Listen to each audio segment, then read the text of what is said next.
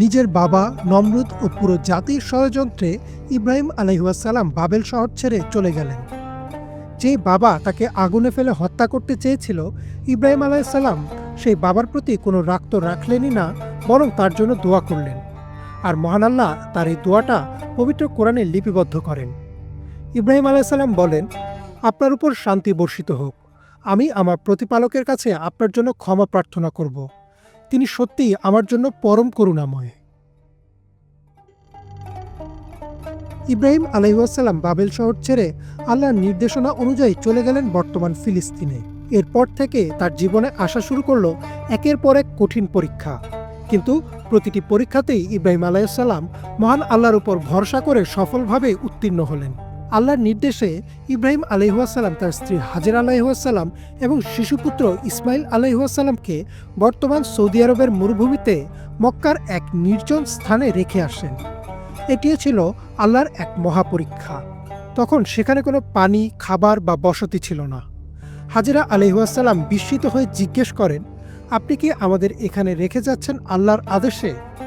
ইব্রাহিম আলাইহিসসালাম মাথা নেড়ে সম্মতি দেন। তখন হাজেরা আলাইহিসসালাম নিশ্চিন্ত হয়ে বলেন, তাহলে নিশ্চয়ই আল্লাহ আমাদের পরিত্যাগ করবেন না।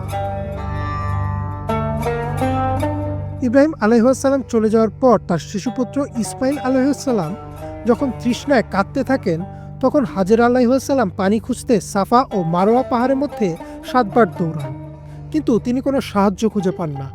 তিনি ফিরে এসে দেখলেন আল্লাহর কুদরতেই ইসমাইল আলাইহিসসালামের পায়ের আঘাতে মাটি ফেটে সেখান থেকে স্বচ্ছ ও বিশুদ্ধ পানি বের হচ্ছে।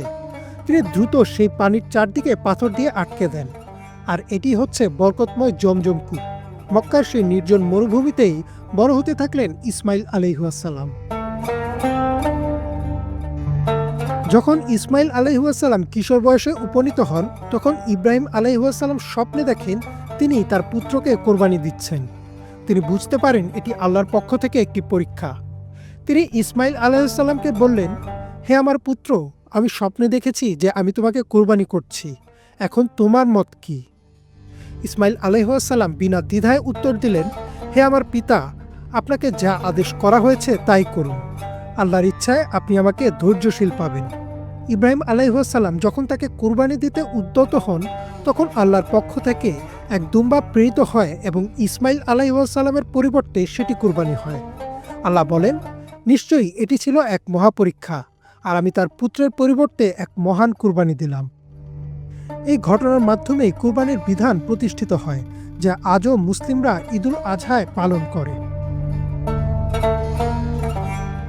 এরপর আল্লাহ ইব্রাহিম আলাইহিসসালাম ও তার পুত্র ইসমাইল আলাইহিসসালামকে কাবা পুনর্নির্মাণের মহান দায়িত্ব দেন।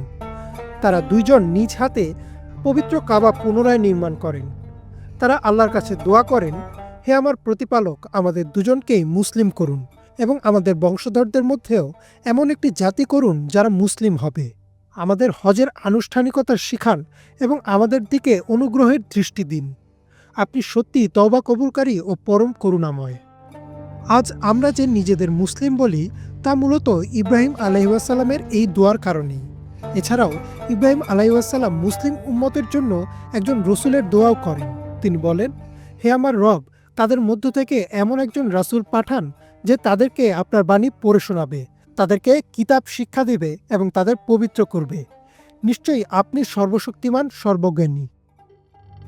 570 খ্রিস্টাব্দে মহানবী সাল্লাল্লাহু আলাইহি ওয়াসাল্লামের জন্ম ছিল ইব্রাহিম আলাইহিসসালামের এই দোয়ারই ফল, কারণ মহানবী সাল্লাল্লাহু আলাইহি ওয়াসাল্লাম ছিলেন ইসমাইল আলাইহিসসালামের বংশধর।